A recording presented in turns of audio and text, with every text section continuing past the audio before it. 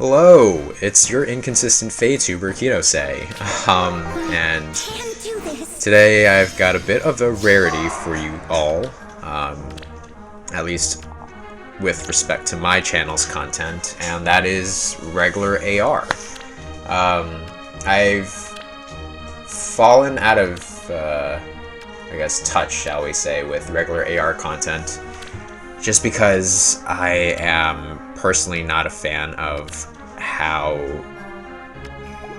IS has required, players to target specific unit merges in order to score higher and, well, quote-unquote, perform better. And so that's why I've more or less decided that I don't really want to try so hard or make as much content for this mode as I had earlier in this game's lifespan. But I've also been unable to work on the most recent Abyssal video, just because I've been pretty busy lately. Hopefully I can get to it around the latter part of this week. So this is kind of like something to tide you over until then, but I also felt inspired to record something for this week because I've had a couple of interesting matches, actually, which is a bit of a rarity for me,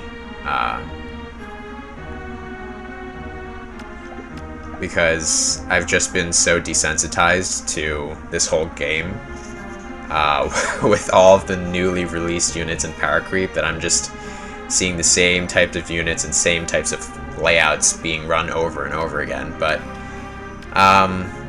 today we have a match against a front page whale who goes by the name Yaboon. I think that's how you say their name. Unfortunately, I did have to display their name just because it serves as proof that I did actually match them. But a very impressive team that we have here. Littered with duo units. You've got 4 duo units forming a square on the upper left. And I understand that's just kind of how the meta is nowadays. You don't want people abusing their duo skills, but this week we had Fire Season and Legendary Roy bonus, so I decided to make an Astra variant of my Florina Force, which I had initially crafted for Chaos Season, and considering the quirks of Astra Season, I decided to replace my usual infantry healer with Elamine as one of the mythics, and give the other slot to Regan, who is all around just a very useful unit, and have Roy run Infantry Pulse in place of my infantry healer, which is usually Bridlin, to provide Pulse to Limstella, so that Limstella could use an AoE nuke to soften up the defense team and help make it easier for the Gale Forcers to sweep. And if you haven't already noticed how this team works, Limstella is basically there to provide splash damage to Florina, so that Florina could serve as a Wings of Mercy beacon. And one of the quirks of Astra, not Astra specifically, but AR, normal AR, is that mythic buffs and stat inflation are things that you have to consider, and since you have to run at least 2 mythics for scoring, I had to run Florina's inherent attack speed push instead of her usual life and death, I will go. so that Florina could still lose Let's get moving. at least 40% of her HP from slash damage in order to serve as a Wings of Mercy beacon for her teammates. And a little bit earlier in this clip, Regan had performed drawback on Roy, and that was because that was a goof on my part. I usually run repo on Regan in my other Astra teams, but for this team specifically, I already had like 2 smites and 2 repos, so I decided to give Regan a different assist this time around. And it had slipped my mind, but fortunately, this defense team wasn't set up in a way that it triggered like a turn 1 Dancer rally trap or some weird shenanigans like that, so it gave me time and space to rectify my mistake and sort of reposition my units so that I could clear the traps that I needed to clear out first, and then proceed from there. And one particular thing I had noticed about this match was that in order to properly Gale Force this team, I needed the Vector to stay alive after both Limstella and Florina had attacked him. And the only way for that to work was that Limstella had to attack first as opposed to Florina, just so that Vector reduces the most amount of damage. And then Florina had to attack on a tile that wasn't adjacent to Limstella, just so that she doesn't get the extra ally support, which would provide her extra attack and speed to enable her to take out the Vector. So, after Limstella initially attacks and is followed up by Florina's attack, the tile adjacent to Florina will be open to a Gale Forcer to ignore the Hex Trap, because both of my Gale Forcers are fortunately above 65 HP. And then the Gale Forcer, the first Gale Forcer, will be able to move to Vector's tile, take out the Dagger, who was softened up by the AoE, and then we have 2 more attackers who would be able to take out the remaining 3 units and trap in Arvel from there. And so I think that's the gist of the explanation for this map. So just go ahead and enjoy the rest of my offense sequence, I suppose. Take this.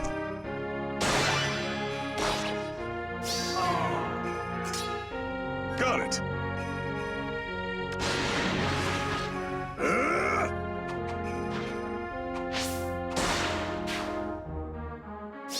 Let's get moving.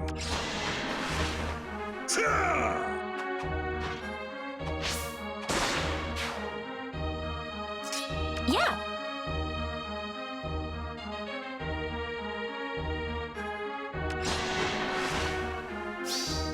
I'm going to stop you.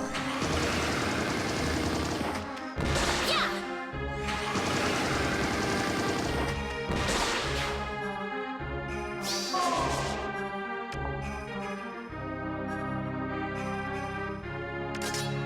Sounds good. Ta!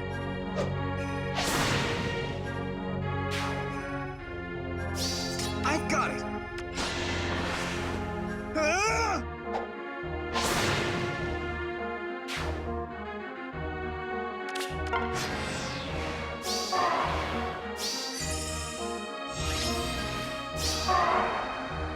I'm up. Got it. Over there, right? I will go.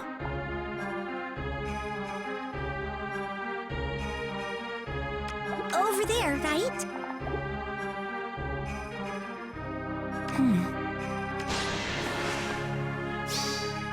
There is always a light.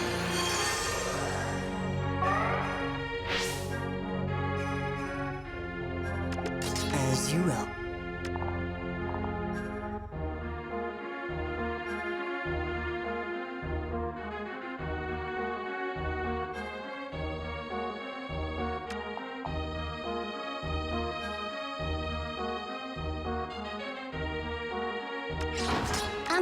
Sure. Over there, right? Please, just surrender.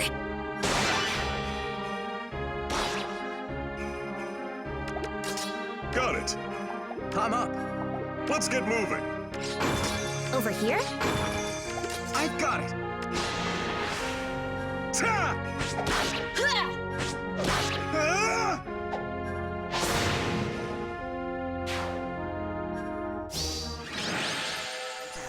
And this next match I found interesting, not necessarily because of the defense units, although it was set up in a way that Sarah would be able to provide buffs through her Kia staff to all of the defense units except for Saros, because they all have the same HP. And this is also a return dance trap, thanks to Sarah being able to return the duochrome after Winter Bernie's Hrist goes off and deals 1 damage to all of her allies within 2 spaces. And so this basically forces me to engage on turn 1, whether I approach this map more assertively or passively.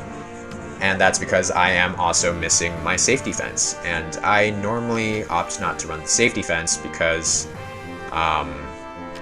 during normal AR seasons, I can account for defense setups like this, which shore all the obstacles up against my team, thanks to the 6th unit's action. And so here I am running Ninja Heath as my bonus unit because I normally require a ranged unit to help break structures, if not act as an assist bot.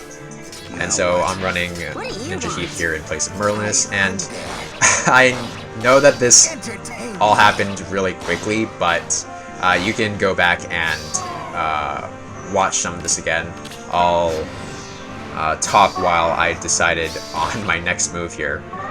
But basically, I had determined that I would be unable to conventionally gale force like all of the defense units at once because of the fact that there was a defense structure sitting smack dab in the middle of their units, being the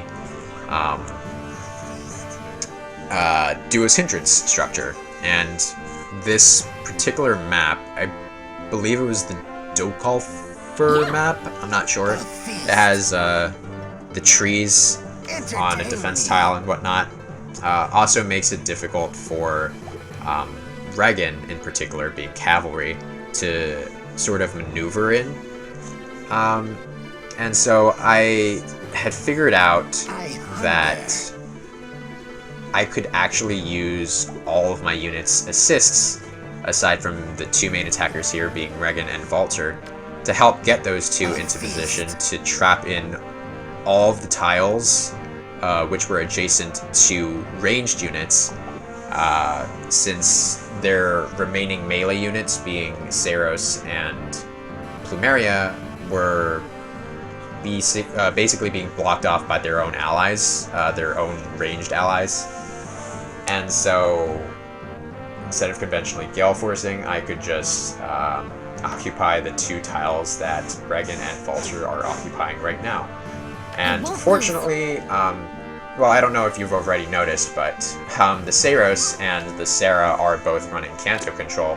But fortunately, the tile Saros needed to break the structure in lane 4 from was far away enough from Saros' Canto control, which would allow Regan to Canto onto the gravity trap that was in front of Bernie. And so from there, I just had Vulture break the Duo's Hindrance because normally Vulture would serve as the Wings of Mercy beacon for a clean sweep, like on turn 1 immediately after 2 actions, thanks to his 1 cooldown Gale Force, courtesy of ally support Valoria.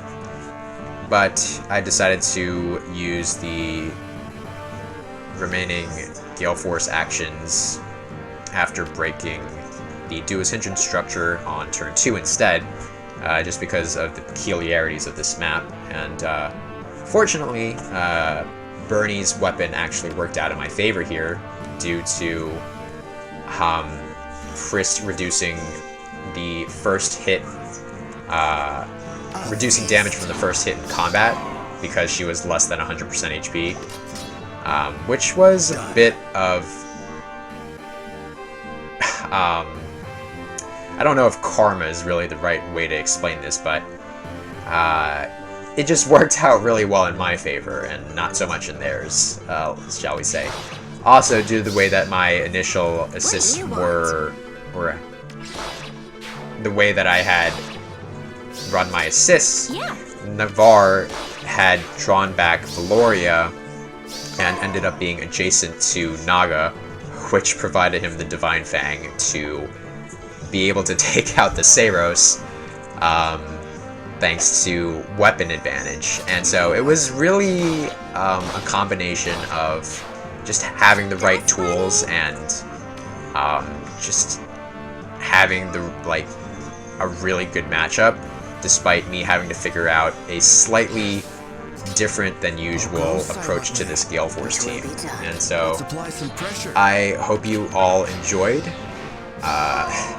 these matches, and hopefully I'll be able to post my Abyssal Clear sometime later this week, and maybe some AR Chaos content, because I know I ended up skipping out on that since well, I was quite drained from having to make the Lin Emblem one, and also in order to make something like that again, I do require a good deal of motivation, I feel like. And this is a bit more of a minor factor, but Book 5 Chaos doesn't allow me to run Lin Emblem just because there is no Book 5 Lin alt.